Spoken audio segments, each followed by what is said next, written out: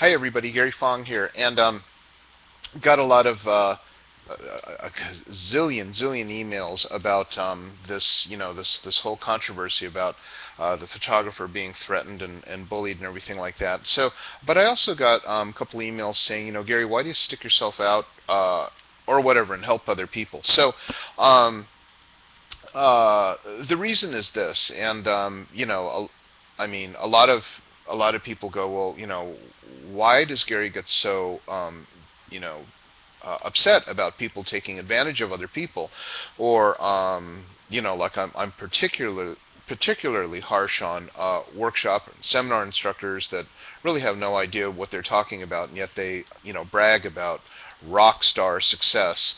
So that's basically, I've got a lot of energy toward this, and I wrote a book about it. And the reason why it is, and I didn't know until the whole book was put together, was because so when I was a kid, we were having a rough time financially. My dad was in and out of employment, being an electrical engineer, and so there were times of real struggle. And even though he saved up as much as he could, right around the time I was about 6 years old, he had $2,500 in savings. Now that is roughly about, I don't know, $30,000 today, which is a lot. I'm 1966 dollars, so that was a lot. Well, anyway, there was this commercial on TV, and it said, "We will turn your ideas into, $1 million successes," or something like that. Literally said something like that. It was called the IDEX Corporation. So, this would always like show up on TV, and my mom, just kept watching that, and she had this idea where you take, your sheets. You know how, like, when you sleep in a sheet and there's comforter, and then you kind of toss and turn, so your sheet gets all wrapped around you, and then, it's separate. So what my mom used to do is she would take these metal fasteners that are kind of like rivets, the snap-on ones that are so hard to get on your infant when they're squirming around in their diapers. There's a fastener tool that my mom used to put, so she would put the rivet on the sheet and then another rivet on the comforter and snap them together like about a foot apart, so you would have kind of like the sheet stuck to the comforter. So she went to the IDEX Corporation. I actually went on this meeting, and this rock star man, slick talking, fast talking, promises the world, you can be rich, all this other stuff, took a $2,500 fee to take my parents' ideas and do something with it. And what it was in the end, we got a notebook, and the notebook literally just had a watercolor rendition of a sheet with studs on it and a blanket in the center, and it said invention. No, it was called the Integrated Bed Sheet Invention by Yong W. Fong, my mom's name. And when you opened it, inside there was statistics on the size of twin, king, queen, full, the dimensions. It had the number of sheets sold in per country, like it had all these countries, and said how many sheets sold per year. And the conclusion was there was something like 400 million, I don't know, sheets sold every year or something like that, and that's the potential market. Literally, that's what it said. So we had been had, and we knew it, and my dad knew it. And when we got that notebook, and he tried to call, they wouldn't call him back. I guess they read the 4-hour work week, because the 4-hour work week says you're cool, you're awesome if you don't return your emails, because that just shows that you're so busy that you can't email somebody back, which is, I don't know. I've been in business a long time. Anybody who contacts me, I get right back. I have to, because these are customers. These are people who are going to have a relationship with you and are going to like your product or service or whatever. They're not going to like it.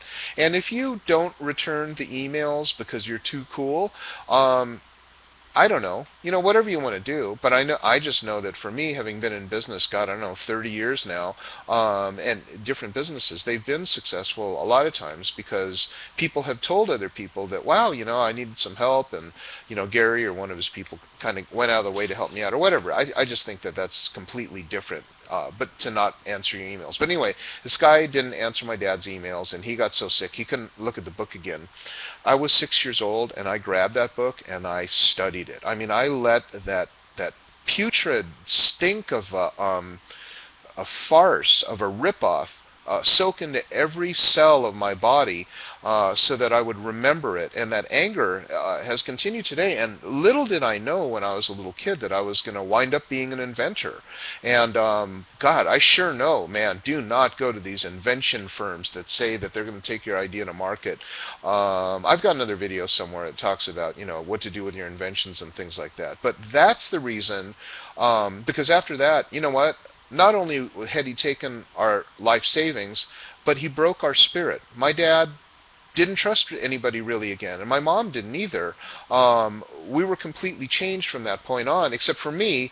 I held that anger, and I just said, you know what, this is not going to happen to me. I made all these resolutions. I was only 6 years old at the time, but man, I saw the pain that caused. So now when I see, you know, like a rock star workshop, and it's by a photographer who's not really successful in business, and I know it, but, you know, he's not telling anybody about how he's struggling or, you know, doing really poorly, and then going out there and saying, yeah, this is how to book the high-end bride or whatever.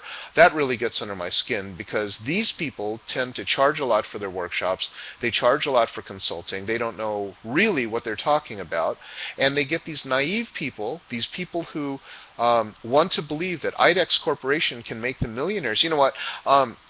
We were thinking about, like, you know, what kind of mansion we were going to buy, and maybe a Rolls Royce or something like that. I mean, the guy had us convinced that we were going to live the rock star lifestyle, and he just took the money, and that corporation folded up, and I'm sure they went on to something else. But that just absolutely kills me. So those of you who follow me, and you know, God, Gary's this crusader who's sticking up for the little guy. That's because, you know, if you're a predator and you take advantage of people like that, charging these huge workshop fees, and you yourself are not successful, shame on you.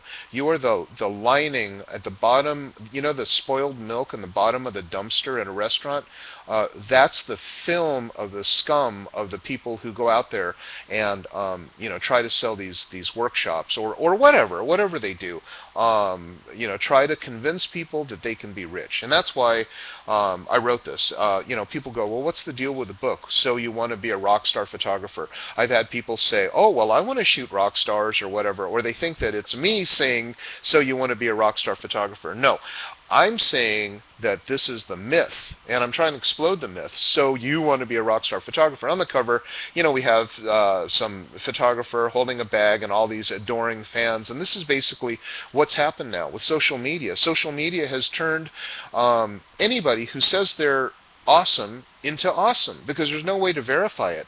And so that's really what my cause is. My cause is that I just want people not to take advantage of other people. I've had people write me that said, you know what, this guy's charging me $750 a month on my credit card for consulting.